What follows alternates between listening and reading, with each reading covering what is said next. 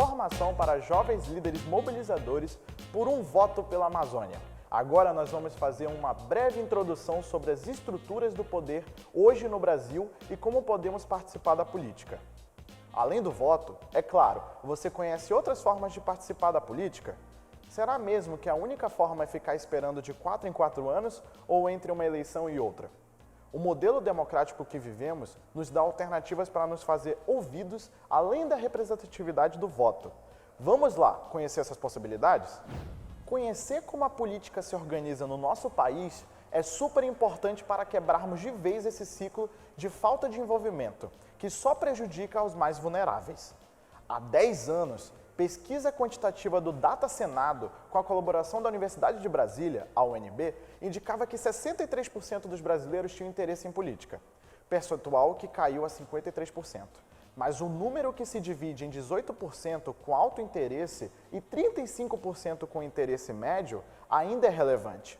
Para os eleitores entrevistados, um dos motivos de desinteresse é o baixo nível de conhecimento sobre o sistema político, atrelado a deficiências no ensino que não transmite informações sobre o tema de forma clara. O sentimento de desilusão também foi citado, assim como a percepção de que os atores políticos buscam manter a população alienada dessas questões. Então, para ajudar a espalhar a informação, vamos apresentar como os poderes se dividem no Brasil. Primeiro, o poder legislativo. O legislativo é o encarregado de elaborar leis que expressem a vontade do povo brasileiro que elegeu seus representantes por meio do voto popular. Também conta com uma função de fiscalização em relação ao executivo, podendo cobrar a aplicação efetiva das leis elaboradas e sancionadas. Exemplos: temos os vereadores, deputados estaduais, deputados federais e senadores. Vamos para o segundo, o poder executivo. A função do executivo é aplicar as leis elaboradas pelo legislativo e promover ações que desenvolvam objetivos da sociedade civil. O poder executivo também administra os interesses do público e tem o poder de aprovar ou reprovar uma lei elaborada pelo legislativo, antes que este entre em vigência. Exemplo: prefeitos, governadores e o próprio presidente da República. E por último, vamos ao terceiro, o poder judiciário. Ao judiciário, cabe analisar as situações com base nas leis e resolver conflitos entre partes da sociedade a partir dos preceitos incluídos na legislação brasileira, nos âmbitos público e privado. As regras estabelecidas na Constituição Brasileira de 1988, a primeira do período de redemocratização pós-ditadura, são imprescindíveis para o trabalho do judiciário. Nós temos de exemplo desembargadores, juízes e ministros. É interessante conhecer esses conceitos porque, no caso do nosso país, o Brasil, a gente consegue ver isso de uma maneira visual e local na capital federal, Brasília, onde a gente tem um Congresso Nacional no centro, onde aqui se encontra o Parlamento de Deputados Federais, aqui o Senado.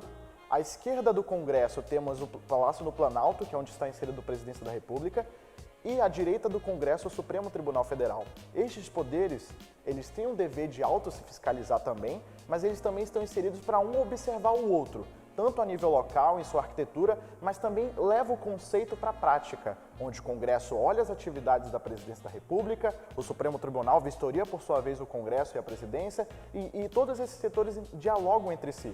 Isso é muito interessante, é um caso que a gente consegue ver no Brasil. De acordo com o filósofo Montesquieu, todo homem que detém um poder tende a abusar dele. Por isso existem estes mecanismos para impedir ou evitar abuso de poder. Por este motivo, é comum falarmos dos freios e contrapesos. A cada aula, iremos mostrar os freios e contrapesos de cada poder. Hoje vamos nos ater à influência do poder executivo frente ao legislativo e judiciário. Veja que o poder executivo pode vetar as leis criadas pelo poder legislativo. Já no Poder Judiciário, o Executivo pode indiciar juízes para compor a Suprema Corte do país. Infelizmente, muita gente acha que a única forma de participar da política é pelo voto, ou se filiando a um partido político.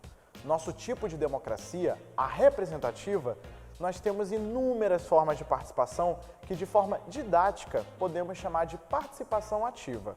São formas de participação ativa na política como a participação institucional, que seria a participação de atividades políticas desenvolvidas pelo poder público, como conselhos, assembleias e audiências públicas. A outra seria a participação associativa, participação de associações de bairro, coletivos, ONGs, sindicatos, movimentos sociais.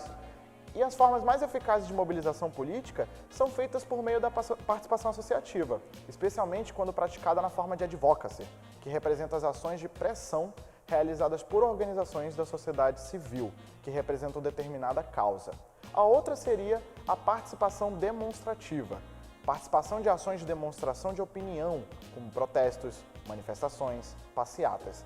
E por fim, mas não menos importante, a participação virtual, o engajamento em redes sociais, fóruns de discussão, enquetes, entre outras formas. Nós deixamos na descrição desse vídeo uma lista de referências para você se aprofundar mais sobre o tema.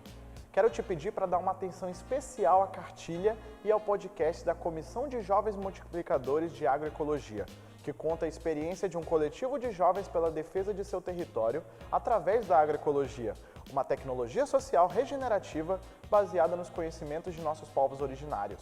Espero que este conteúdo te inspire a liderar coletivos verdadeiramente colaborativos e saudáveis.